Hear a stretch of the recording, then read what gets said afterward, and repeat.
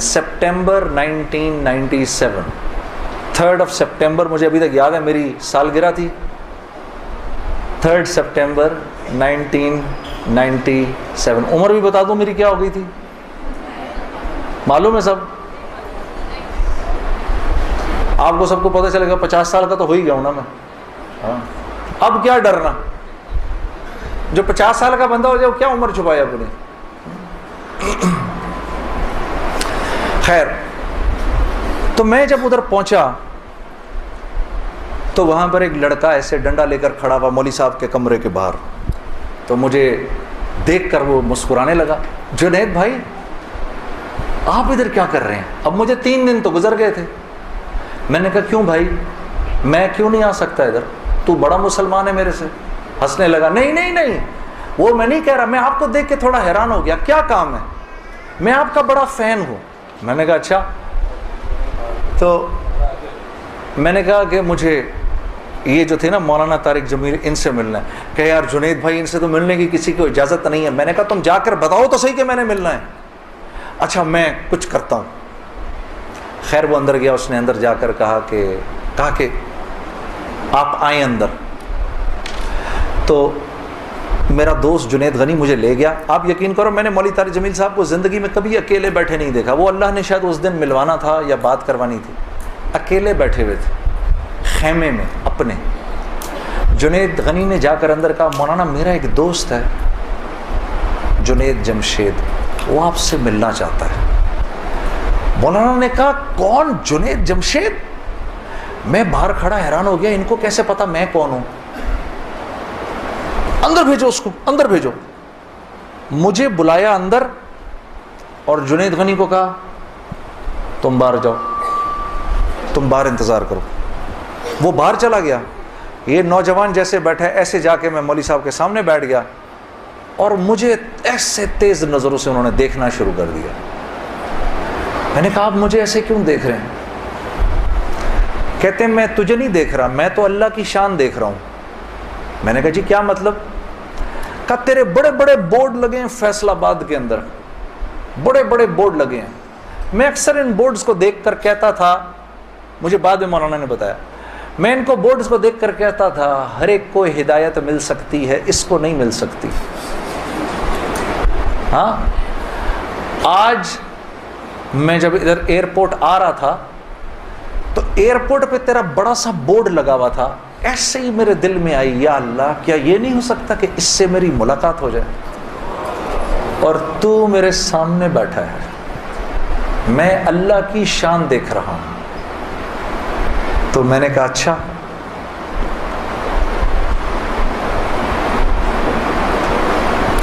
کہنے لگے دل دل پاکستان تو نے گایا ہے؟ میں نے کہا جی۔ میں نے کہا آپ نے سنا ہے؟ کہا نہیں سنا تو نہیں، بسوں کے پیچھے لکھا دیکھا ہے۔ میں نے کہا چلو یہ کسی یوں پہنچا نہ پہنچا، آئے تو صحیح برسر الزام ہی آئے، ہاں ہوٹوں پہ کبھی ان کے میرا نام ہی آئے، آئے تو صحیح برسر الزام ہی آئے۔ میں نے کہا چلو یوں نہیں تو یوں سے، تعارف یوں نہیں ہوا تو یوں ہو گیا، بسوں کے پیچھے تو لکھا دیکھ لیا، کوئی نہیں کوئی نہیں۔ ادھر سنو، اور یہ ہمارے ملک کی سوغات ہے، اس پہ گھبرانا نہیں چاہیے یار۔ یہ ایسے ہو جاتے ہیں ہائے یہ کیا، ارے یار کیا ہو گیا، بجلی چلی گئی نا، آ گئی۔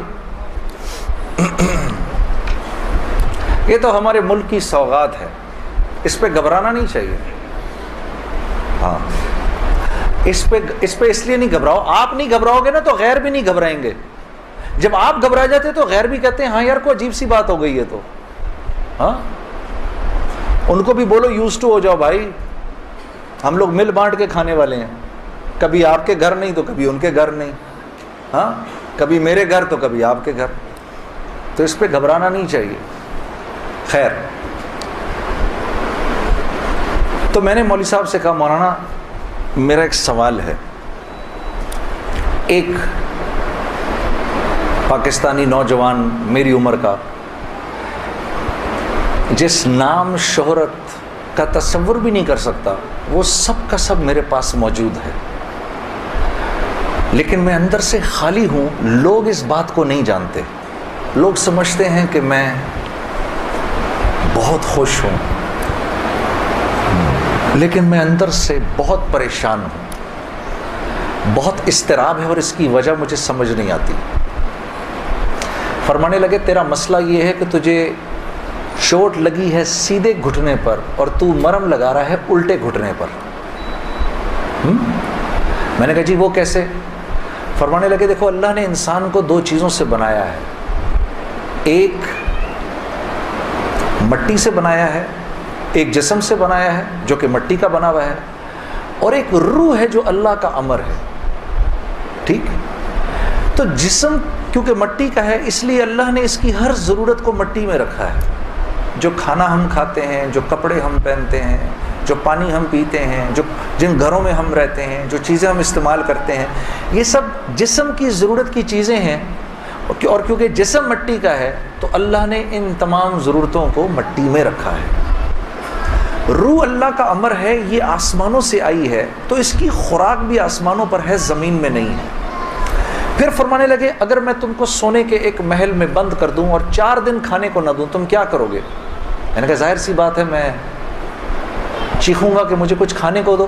کہا بس یہی حال تیری روح کا ہے کہ تیرا جسم اچھے اچھے کپڑے پہنتا ہے، بڑی بڑی گاڑیاں چلاتا ہے، اچھے اچھے محلوں میں رہتا ہے، اور تو اپنے آپ کو سیٹسفائی کرنا چاہتا ہے، لیکن اندر تیری روح جو ہے وہ بھوکی ہو کے جب چیختی ہے تو تیرے سر میں درد ہوتا ہے. تو اس روح کی بھوک کا بھی تو علاج کر. تو میں نے کہا اس کی خوراک کہاں ہے؟ کہا یہ آسمانوں سے آئی ہے تو اس کی خوراک بھی آسمانوں پر ہے، زمین میں نہیں ہے. اور دل کے سکون، چین اور اطمینان کا تعلق اس مٹی کے بنے ہوئے جسم سے نہیں ہے بلکہ اس آسمان سے آئی ہوئی روح سے ہے. تو میں نے کہا اس کی غذا کیا ہے؟ فرمانے لگے اس کی غذا اللہ کا کلام ہے، اللہ کے حکم ہے. اس کی غذا نبی کی زندگی ہے، نبی کے طریقے ہیں، نبی کی سنت ہے. وہ جب تک اس کو ملیں گے نہیں یہ بھوکی رہے گی، اور جب یہ بھوک کر چیخے گی تو پھر تم تو مسلمان ہو، تمہیں تو پتہ ہے، غیروں کو تو پتہ نہیں. وہ دماغ کی اس چیخ کو سلانے کے لیے کبھی شراب پیتے ہیں، کبھی نشے کرتے ہیں، لیکن یہ تو جب تک روح بھوکی ہے اس وقت تک اندر سے تم مضطرب رہو گے، سکون چین نہیں ملے گا. اور پھر قرآن کی وہ آیت پڑھی مجھے آج بھی یاد ہے، الا بذکر اللہ تطمئن القلوب، کہ اللہ پاک چیلنج دے رہے ہیں سب کو کہ اگر دل کا سکون، چین اور اطمینان چاہیے میرے بندو، مالداروں، حکومت والوں، دولت والوں، شہرت والوں، اگر تمہیں دل کا سکون، چین، اطمینان چاہیے تو تمہیں مجھ سے تعلق بنانا پڑے گا، مجھ سے یاری لگانی پڑے گی. مولانا کی یہ بات سن کر میں تو پہلے ہی پریشان تھا، 3 دن سے بیان سن رہا تھا، میں تو دھاڑے مار کے رونا شروع ہو گیا. روتا رہا بڑے دیر تک. پھر جب مجھے تھوڑا سا چین آیا تو میں نے کہا مولوی صاحب اس کا مطلب کیا ہے، میری پوری زندگی برباد ہو گئی؟ تو فرمایا نہیں، بالکل بھی نہیں، کہ یہ معاملہ تم دنیا والوں سے تھوڑی کر رہے ہو، یہ معاملہ تم تو اللہ سے کر رہے ہو. اور اللہ کے ہاں معاملہ کیا ہے؟ اللہ کے ہاں معاملہ کیا ہے کہ ابھی انسان اللہ رب العزت سے معافی مانگنے کا ارادہ ہی کر رہا ہوتا ہے، دل میں ابھی خیال ہی آ رہا ہوتا ہے کہ اللہ رب العزت اگلے پچھلے معاف کر دیتے ہیں سارے.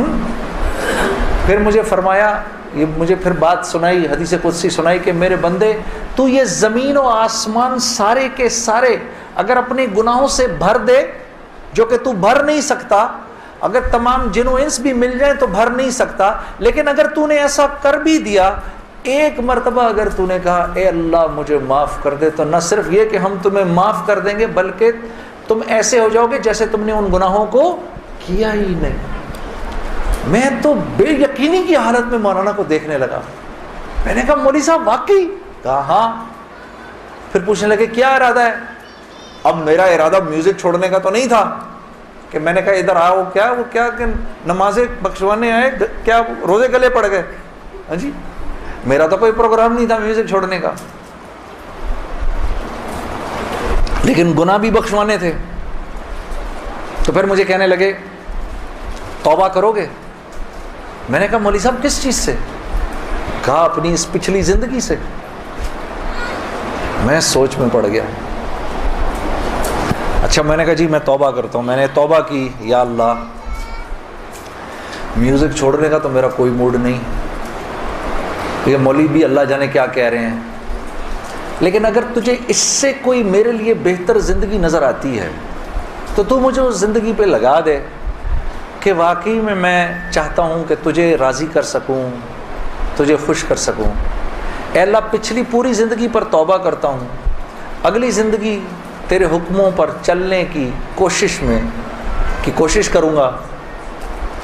اگر تو واقعی ایسا ہے جیسا یہ مولوی صاحب فرما رہے ہیں تو تو مجھے معاف کر دے۔ میں نے کہا توبہ کر لی۔ مولوی صاحب نے کہا اب کیسا محسوس کر رہے ہو؟ میں نے کہا جی بہت ہلکا۔ پھر میں نے کہا لیکن مولوی صاحب بات تو یہ ہے کہ اگر میرے پچھلے سارے معاف ہو گئے اور اس پر اللہ نے اگر جنت دی تو میری تو بہت ہی بڑی جنت ہوگی، آپ سے بھی بڑی۔ تو فرمانے لگے نہیں بیٹا اتنی جلدی نہ کرو، تمہیں وصول تو ہم ہی نے کیا ہے، جو تجھے ملے گا اس سے تو بڑا ہمیں ملے گا ہی ملے گا۔ ہاں لیکن میں نے کہا مولوی صاحب، اور بہنیں اس بات کی تصدیق کریں گی، موسیقی تو روح کی غذا ہے کہ نہیں؟ ہاں یہ سیالکوٹ کی خواتین یقین کرو پورے ملک کی پہلی بہنیں ہیں جو کہہ رہی ہیں نہیں، ورنہ اگر کسی نے نہیں بولا تو چپ ضرور رہی ہیں، سارے مردوں نے بولا ہے موسیقی روح کی غذا نہیں ہے۔ موسیقی روح کی غذا ہے جی؟ یہ دیکھو اب آواز آئی ہے، اب ایسا لگ رہا ہے کوئی بیٹھ کے سن رہا ہے جی۔ موسیقی روح کی غذا ہے جی؟ شاباش، اللہ آپ لوگوں کو اس پر چلا دے۔ اللہ رب العزت آپ کے موبائلوں میں جتنے بھی گانے ہیں سب اڑا دے اسی وقت، گھروں میں جتنی کیسٹیں ہیں سب ٹوٹ جائیں، اللہ کرے ساری سیڈیاں ٹوٹ جائیں، اللہ پاک ایسے کرے گانے کی آواز ہی نہ سننے کو ملے آج کے بعد آپ میں سے کسی کو۔ یہ سوچ لو آمین قبول ہو جائے گا، اب سوچ کے بولنا آمین۔ تو مولوی صاحب نے مجھے کہا کہ نہیں، موسیقی روح کی غذا نہیں ہے، موسیقی نفس کی غذا ہے۔ موسیقی کس کی غذا ہے؟ نفس کی۔ یہ واقعی نفس کی غذا ہے، اور یہ ایسا زہر ہے، ایسا زہر ہے، یہ جب اندر جاتا ہے تو پتہ ہی نہیں چلتا کہ نقصان کتنا کر گیا ہے۔ ٹرائی نہ کرنا، لیکن آپ کہیں جا کر اللہ کی بات سنیں، اس کے بعد جا کر 5 منٹ کا گانا سنیں، ساری صفائی ہو جائے گی، سب اندر ساری صفائی ہو جائے گی۔ میں یہ نہیں کہ بعد میں مجھ سے لوگ پوچھتے ہیں حلال ہے حرام ہے، اس کے لیے تو یہ مولوی بیٹھے ہوئے ہیں نا، ان سے پوچھو۔ میں آپ کو وہ بتا رہا ہوں جو ہوتا ہے، میں آپ کو وہ بتا رہا ہوں جو ہوتا ہے، کہ یہ انسان کو بے باک کر دیتی ہے۔ مجھ سے کسی نے پوچھا میں اپنے ملک کے لیے گانا، میں کبھی اپنے ملک کے لیے گانا وہ ایک اور چیز ہے، میں ان گانوں کی بات کر رہا ہوں جن کو عام طور پہ لوگ سن رہے ہوتے ہیں بازاروں میں، ہاں، اور پھر کہتے ہیں اس کے سننے میں کیا ہے۔ ارے یار میں کیا بتاؤں آپ کو کیا ہے، خدا کی قسم اگر وہ زندگی اس زندگی سے بہتر ہوتی مجھے کیا تکلیف تھی۔ مجھے ایک ساتھی کہنے لگا اب تو آپ کے لیے اس زندگی کی طرف جانا بڑا مشکل ہے۔ میں نے کہا کوئی مشکل نہیں، گلا تو وہیں کا وہیں ہے، گا سکتے ہیں، لیکن اب اس زندگی کی طرف جانے سے بہتر لگتا ہے کہ میں آگ میں چھلانگ مار دوں، کہ وہ اس قدر خطرناک زندگی، وہ اتنی ایک، یقین کرو پوری، صرف گانا نہیں ہوتا، وہ ایک پوری زندگی ہے، وہ ایک پوری زندگی کا نام، جیسے یہ ایک پوری زندگی کا نام ہے نا، صرف دعوت کے 2 بول نہیں ہیں۔ ہاں میرے دوست مجھ سے لڑتے تھے، یار تو ادھر گانا گا ادھر جا کے اذان دے دے۔ ارے میں نے کہا نہیں ہوتا ایسے نہیں ہوتا بھائی، گانا گانے والے کو تو اذان کی آواز سے نعوذ باللہ نعوذ باللہ نعوذ باللہ کراہیت آتی ہے، کراہیت آتی ہے۔ مجھے یاد ہے ہم کانسرٹ کر رہے ہوتے تھے اور مغرب کی اذان اگر ہوتی تھی، یقین کرو وہ، کیونکہ وہ تو دعوت کے بول ہیں نا، ادھر تو ایک غلط کام ہو رہا ہے نا، وہ تو دعوت کے بول ہیں، وہ دعوت کے بول جب ہمیں سنائی دیتے تھے تو وہ ہمارے سینے کو پھاڑ کے نکل جاتے تھے۔ ایسے تھوڑی ہوتا ہے. یہ کوئی کھیل مذاق ہے کیا؟ یا یہ کوئی ٹی وی کا پروگرام ہے کہ جس میں ایکٹنگ ہو رہی ہے کہ نہیں بھئی ادھر جا کر اذان دے دی, ادھر جا کے گانا گا دیا, ادھر جا کے اذان دے دی. ایسے نہیں ہوتا. اور پھر اللہ کے نیکی کے کام کرنے کی تو اللہ کی طرف سے توفیق ملتی ہے میرے دوستوں. ہاں, عمل صالح کرنے کی تو توفیق ملتی ہے. یہ ایسے ہی تھوڑی کو میرا مطلب ہے خالہ جی کا کھیل ہے کہ 95% نماز نہیں پڑھ رہا اور 5% نماز پڑھ رہا ہے. کیوں ہے ایسا؟ سب کیوں نہیں پڑھ رہے؟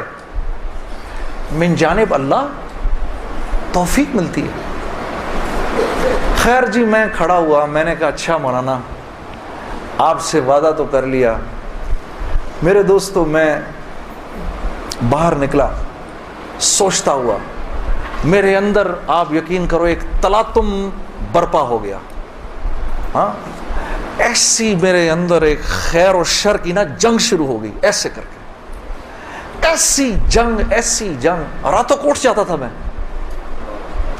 اور پوری رات بیٹھا رہتا تھا ایسے, جانماز کھول کے میں بیٹھ جاتا تھا, سوچتا رہتا تھا میں کیا کرنے لگا ہوں. ایک لمحے خیال آتا تھا نہیں بڑی نیکی کا کام کر رہا ہے تو لوگوں میں محبتیں پھیلا رہا ہے, لوگ خوش ہو رہے ہیں. دوسری طرف خیال آتا تھا یار کیا یہ اللہ رسول کو یہ بات منظور ہے, ان کو پسند ہے, میں کیا کر رہا ہوں. پھر یہ خیال آئے ارے نہیں ان مولویوں کی نہ سننا. پھر یہ خیال آئے. یاد رکھنا آپ کو میں ایک 2-4 وہ باتیں بتا رہا ہوں جو میرے پہ گزری, یہ میں گر کی باتیں بتا رہا ہوں آپ کو. جب شیطان اپنا چکر چلائے گا نا 2 باتیں کرنے کو کہے گا, یاد رکھنا. پہلی بات, یار یہ تبلیغ والوں سے اب ملنا مت, مولانا سے بات نہ کرنا, ملنا مت. دوسری, مسجد میں نہ جانا. 2 کام نہ کرنا کبھی, ایک تبلیغ والوں سے ملنا مت, ایک مسجد میں نہ جانا. اور بہنوں یہی تمہارے ساتھ ہوگا. وہ جو ہے نا وہ اپنا تبلیغی ساتھی, اس کی بیوی, اب اس کو فون نہ کرنا آئندہ, ٹھیک ہے, اس کے گھر نہ جانا, اب تعلیم میں نہ جانا, کیونکہ اس کو پتا ہے یہ وہاں گئی اور عورت کا دل تو مرد سے 10 گنا زیادہ جلدی اللہ کی بات کو لے لیتا ہے. ہاں, فوراً. میں واپس آ کے بیوی کو کارگزاری سناتا تھا تو میں اس کی حالت بدلی بھی دیکھتا تھا, حالانکہ وہ نہ مسجد آئی نہ اس نے وہ اعمال ہوتے دیکھے. اس لیے میں آپ کو بتا رہا ہوں بھائی, جب آپ نکلا کرو گھر واپس آ کر بیوی کو سب بتایا کرو ہم نے کیا کیا. وہ جذبات بنتے ہیں گھر والی کے, اور جب گھر والی کے جذبات بنتے ہیں تو پھر بچوں کی صحیح تربیت شروع ہوتی ہے. دین ان کی زندگی میں آیا تو گھر کے اندر آ گیا, جب تک آپ کی زندگی میں ہے گھر سے باہر ہے. گھر والی کی زندگی میں آ گیا, گھر کے اندر آ گیا. تو میں آہستہ جو بھی 3 دن میں سنتا تھا آ کر گھر والی کو, عائشہ کو بتاتا تھا, عائشہ آج یہ سنا, آج یہ سنا, آج یہ سنا. کرتے کرتے آہستہ پھر میں نے اپنی ماں کو بتانا شروع کیا, مرحومہ کو. اللہ کی شان, میں آج بھی اللہ کا شکر کرتا ہوں, مجھے موقع محل نہیں تو میں آپ کو کبھی بتاؤں جب میری ماں کا انتقال ہوا تو کیسے ہوا. میرے دل کی دعا ہے اللہ ہر عورت کو دنیا سے ایسے لے کے جائے جیسے ہماری والدہ گئیں. تو وہ میں اپنی ماں کو بتاتا تھا, میری ماں بھی ایک دم, اس نے بھی جلدی لینا شروع کر دیا. کرتے کرتے میری ماں, ہم سب گھر کی خواتین میں سب سے پہلے میری والدہ پردے میں آ گئیں فوراً. اور مولوی صاحب کہہ رہے ہیں ان کے انتقال کا بتائیں, میں ضرور بتاؤں گا آپ کو, مختصراً بتاتا ہوں. میری ساؤتھ افریقہ کی تشکیل تھی, پیچھے والدہ کی طبیعت بہت خراب ہو گئی. مجھے بھائی نے بولا جنید بھائی آ جائیں واپس, کیونکہ امی جا رہی ہیں, امی نے اب نہیں رکنا. تو میں نے ساتھیوں سے کہا, انہوں نے کہا یار چلے جاؤ کیا فرق پڑتا ہے, یہ پھر یاد کرو گے ساری زندگی. اب میں سوچتا رہا, اب میں نے امی کو فون کیا, میں نے کہا اماں آ جاؤں, کہا نہیں ہرگز نہیں آنا. تو میں نے کہا کیوں؟ تو کہنے لگی اگر میرا انتقال ہوا تو میں کتنی خوش قسمت ہوں کہ میں اللہ کو بتاؤں گی کہ جب میرا انتقال ہوا تو میرا بیٹا تیرے راستے میں تھا, تو تم مت آؤ, مجھے کچھ نہیں ہوگا, اور اگر ہو گیا تو اس کو اللہ کی مرضی سمجھ رہا, بس میرے لیے تم دعا کرنا. اللہ کی شان, امی کا انتقال نہیں ہوا, اس میرے 40 دنوں بعد میں واپس آیا تو بہت خوش ہوئی, گلے لگایا, کہا دیکھو میں نے کہا تھا اللہ نے مجھے زندہ رکھا جب تک کہ تم نہیں آتے واپس. پھر میری حضرات نے 10 دن کی اور تشکیل کر دی کینیڈا کی. تو میں نے کہا اماں پھر 10 دن کے لیے بھیج رہے ہیں, جاؤں نہیں جاؤں؟ نہیں چلے جاؤ, میں تو بالکل ٹھیک ہوں. میں نے کہا جی ٹھیک ہے. میں جس دن گیا ہوں اس دن ہم ٹورانٹو میں مرکز میں بیٹھے ہوئے تھے, تو وہ پوری ٹورانٹو کی شورا سامنے بیٹھی ہوئی تھی, میرا بیان تھا. بیان کے دوران ایسے موبائل پڑا ہوتا ہے, میں نے رکھا ہوا تھا کہ بہن کو بولا ہوا تھا کہ اگر اماں کو کچھ ہو مجھے فوراً بتا دینا. میرا موبائل بند ہو گیا, میں سمجھا خراب ہو گیا, اب وہ چلے ہی نہ کسی طرح سے. خیر میں نے اس کو چھوڑے رکھا, میں بات کرتا رہا.